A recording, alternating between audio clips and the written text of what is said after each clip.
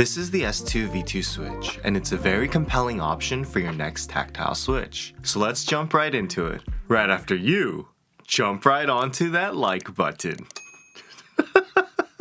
Does that even make sense?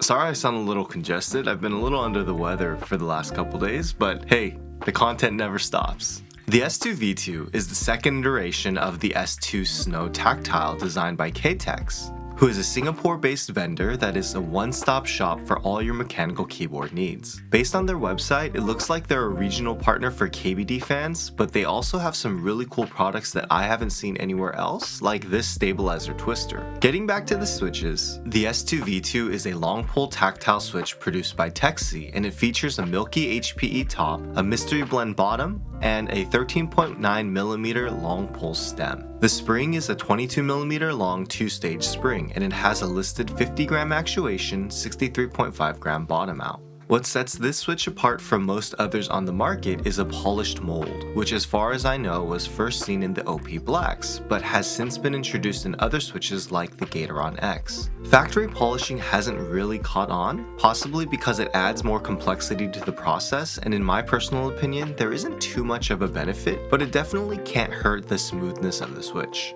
And the S2v2s are very smooth stock, despite a factory lube job that is practically non-existent in my samples. I couldn't really get a good picture because how do you take a picture of something that doesn't exist?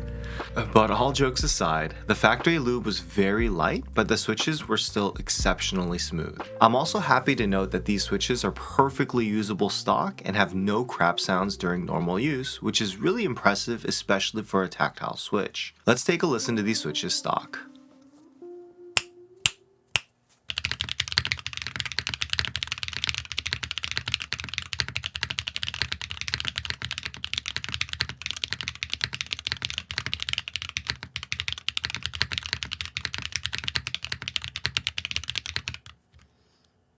Whoa.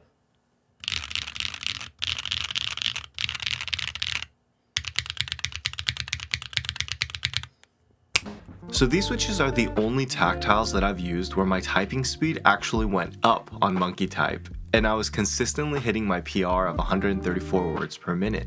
It's kind of wild, because the tactility profile of these switches I'd definitely consider between medium and heavy tactility, with no pre-travel, a pretty large tactile bump, and what feels like less than 1mm of post-travel. As far as the bump itself, I'd say it's neither sharp nor round, but somewhere in the middle, and it's very satisfying to type on. Overall, paired with the 50-gram actuation double spring, it's very easy to hit fast typing speeds on these switches while still getting a very tactile feeling. I'm also a big fan of the sound profile of these switches, which are on the clacky side due to the long pull, but not too loud on the return due to the lighter spring, although that will vary based on your typing strength. I try not to bottom out my switches anymore, which has a pretty big impact on the overall sound and feel of the switches, but apparently your wrists will thank you in the long run. So now let's hear these switches after my normal lube job. If it's your first time here, I do lube the top housings on most of my switches, as well as all four sides of the stem and the bottom housing rails and back contact point.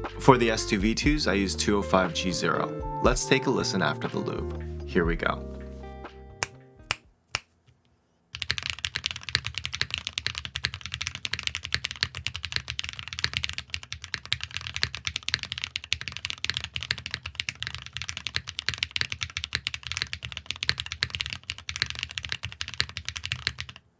Wow.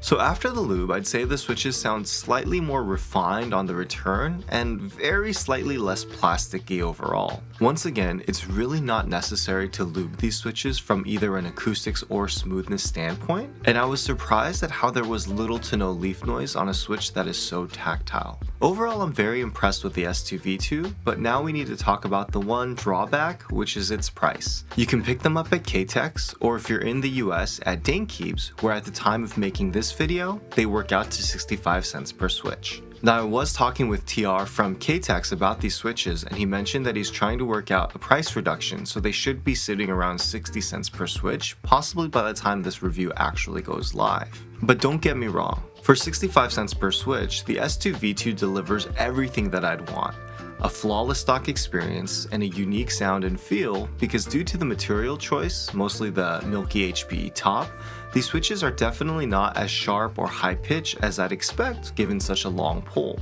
It's clear that KTechs has put a lot of thought into these switches and it really shows in the end product. However, it's up to you to decide if 60 or 65 cents per switch is worth it when we have very similar switches at similar price points like the KNC Green Jackets also at 60 cents per switch, or even the Haimu manufactured long pull tactiles at 40 or 45 cents per switch like the Zenclack Turbulence. It's ironic because when I reviewed the Green Jackets not too long ago, there weren't too many long pull tactiles on the market in general, but it's always nice to see more choices because hopefully that'll lead to Techsy lowering their prices overall. Overall, I think the S2v2s are a phenomenal switch, and if price wasn't a factor, I'd wholeheartedly recommend them. But ultimately it comes down to your budget and what you're looking for in your next switch. I will say as for me, I'll be leaving them in my daily driver at work because being able to maintain my typing speeds on a hyper tactile is like a dream come true. I'll leave you with the sound test of the S2v2s in today's build, the cruelworld 60. But thank you so much for watching. I'm MakerMods, and I'll catch you in the next video.